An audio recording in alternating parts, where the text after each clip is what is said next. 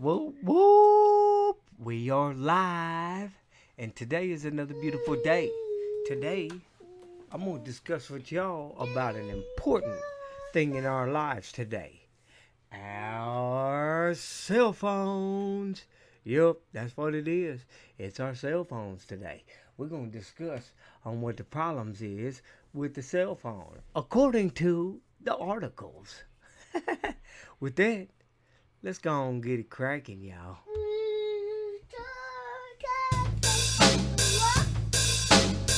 Yes, this drug abuse, we call it Joker.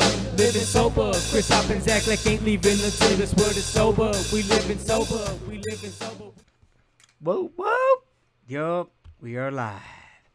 And so, guys, this is a good place to come and get some news articles.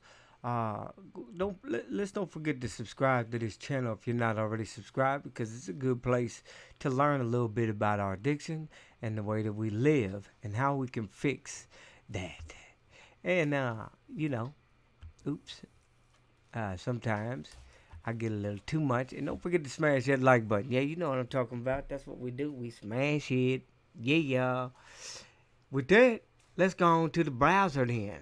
Flip on over. Here we go. Okay.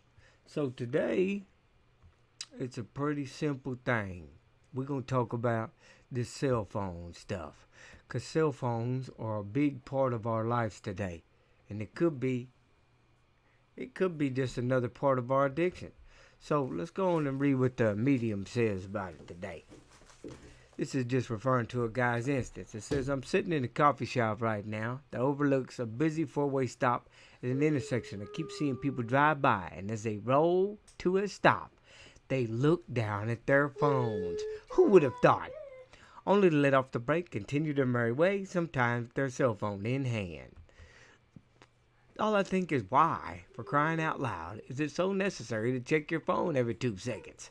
But I remember, this is not the only situation this behavior occurs. Smartphone addiction isn't exactly a recent development.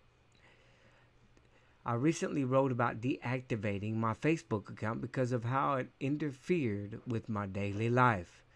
But I think the issue goes on even further than that. I see this problem every day with my students in the classroom. If you haven't been around school lately, I'll paint you a picture. Droves of teenagers walking down a hallway, most of their earbuds in while looking down at their phones. I call this the phone zombie syndrome. It says even worse. I see some students in the classroom who have compulsive connection to their phones. I've had to take their phones away simply because students genuinely can't seem to put them down. That's kind of odd because they are now charging kids for taking their phones. If you get caught with your phone, you pay a fine. Just ask my son. So, it is definitely a problem. Adults are no better. I look around during after-school meetings, and at least half of my colleagues are on their phones, completely ignoring the presenter. I have to have been guilty of this. I used to jump from app to app to check the latest updates and scroll mindlessly through my feeds. It's pretty amazing how the cell phone addiction is actually creeping in, especially if you're an addict alcoholic like myself. I can get addicted to anything that makes me feel good or that's different. And I got my grandson today, so you guys, welcome to the channel. Jeremiah! This is my little GB, you guys. Say hi, GB. Say hi. So, we're going to read y'all. It says, and of course, we're all too familiar by now with the modern hangout, dinner time scene. A bunch of friends or family members in the same room, all looking at their phones. I have to tell you guys, at dinner time, it's a formality at my house that we put the phones down. We eat dinner. It doesn't always work out the way that I expect it to, but we do put effort into trying to do that. So, it's a good thing to, maybe incorporate that into your family. I don't know. And my grandson wants me to use this mic. So, Says it was a news story by local media in which the reporter interviewed a group of children about how they feel when their parents spend a lot of time on their phones.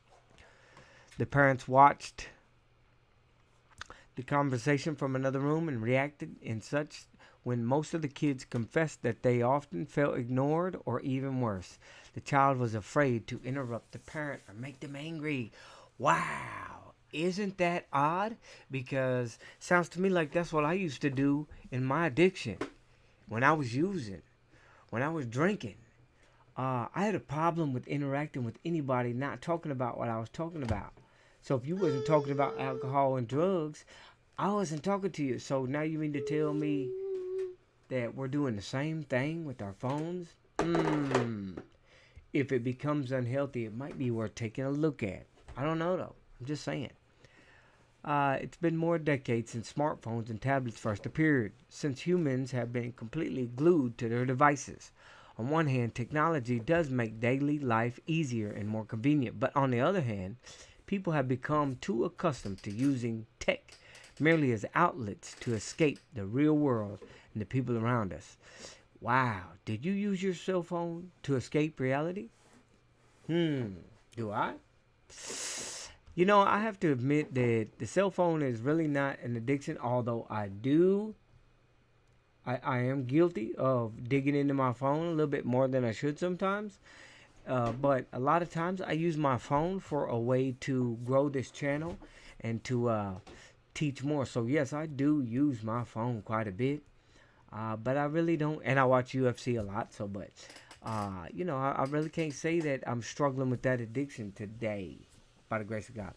Said I want to do some digging in to find out just how addicted we are. I found a study that showed smartphone users spend an average of 140 minutes on their phone each day, unlocking them more than 70 times and touching them more than 2,600 times total. I was shocked at first.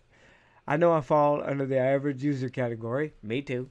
It's appalling to think how much wasted time that adds up to an entire year of smartphone addiction. Yes, sir. It is obviously a problem in the world. And it doesn't have to be a problem. It's just that we become addicted to things, especially if you're an addict alcoholic like myself. I become addicted to the things that make me feel better or just take me from reality. That's why I use the drink, right? That's why I overeat obsessively of food. That's why I do the things that I do obsessively. Why? Because I'm an alcoholic addict. Okay, it says Turkle's advice is spot on. We need to take time away from our devices and actively engage with the people around us and cultivate better relationships as humans were genetically programmed to do. Equally important, we need to tend to our own feelings because so many of us don't even realize the anxiety and stress that being addicted to our smartphone is creating in our lives. I know this because I was that person. I used to care so much about my social media presence. I wanted to post the perfect pictures, the perfect filters, the perfect caption. Then I had to check constantly. What? Okay. Let Pips finish. So basically used to scroll through Twitter, Instagram, launch instead of connecting with people around me. And when I exhausted all of the above options, I would scroll through my stock holdings just to see the latest. Hey, and I'm a Bitcoin cryptocurrency fan, so if you're a cryptocurrency fan, hats off to you. I plan on making another channel eventually about that subject because I do believe that cryptocurrency is the future and sobriety is the future for me and not living in addiction. So if you fall in any of those categories, this might be the perfect channel for you. It says I had a serious problem and I didn't even know it. Even when people around me joked about how much I use my phone. Hold on, son. Let me finish the video. Let me finish this, and then I'll get in there, okay? It says, see, and are you an addict when your grandson is trying to pull you out of the room and you're still on it? Little did I understand, though, how these habits were eroding my sense of security while also elevating my levels of stress and anxiety. So basically, we are addicted to our phone. Yep. My body physically forced me to take a break from all the texting and apps. The turning point came when I first started having signs of rheumatoid arthritis. So basically, starting to talk about why the addiction became a problem in their life. Not only was she isolating and taken away from her family, but it also started causing physical damage as well to her body. And it does to our all of us. Our eyes, they get overstrained. Our hands, they get locked up. I mean, says to help with this goal, I just finished reading the book 10% Happier, who opened my eyes to an importance of being mindful and present. Harris is a famous journalist. And this article is in the Medium if anybody would like to go through here and read all of it. It says, I'm just going to go through here and read a couple more key factors before I finish it up. It says, for example, you can charge your phone. It's just talking about ways to get away from your cell phone, charging your phone in another room. I don't have to check my phone every 5 seconds. I used to check my phone every morning after waking up and every evening before bed. Now I limit my interactions. So maybe we need to limit our interactions. I don't know. That's pretty much a self-evaluation. We need to evaluate ourselves and see what we need to do to improve our addiction in whatever form it is. Sometimes mindfulness means becoming aware of how you feel. Boring moments throughout the day. Now, instead of checking my phone while waiting in line, I just wait in line. So basically, finding healthy substitutes for our addiction is going to be a lot better than overemphasizing one addiction or another. It says, as I sit here watching a driver after driver checking their phone, I think there's an important message to spread. It's okay to put the phone down. In fact, it's okay to not even have the phone within reach at all times. You might just be surprised how great you feel by doing it. And I will have to admit that, yes, I have put my phone down before and just took advantage of living life and people around me, and only using my phone for necessity instead of, entertainment.